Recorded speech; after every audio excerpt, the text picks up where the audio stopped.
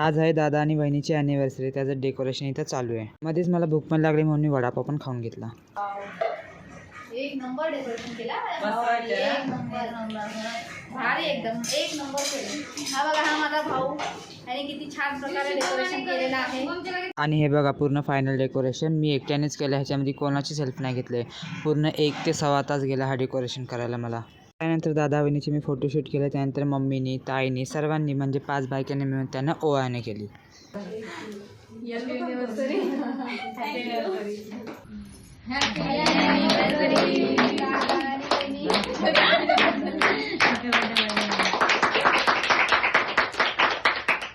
नंतर दादा बहिणीने एकामेकांनाच केक चारला. त्यानंतर मम्मीने केक चारला. मी खरं सांगू, ज्याची अॅनिव्हर्सरी आणि ज्याचा बड्डे असतो ना, त्यांना त्या दिवशी केक खायला भरपूर कंटाळा येतो. त्यानंतर आजी सांगते पण फोटोशूट केला. त्यानंतर मम्मीनी आणि ताईने शुभमदा आणि बहिणीला गिफ्ट आणलेलं, त्यांनी गिफ्ट पण दिला. एवढ्या मेहनतीने फुगे लावले आणि स्वतःच्या नजरेसमोर ते फोडताना बघतोय. लास्टला ताईने पण फोडले. आणि हा आजचा ब्लॉग आवडला असेल लाईक करा.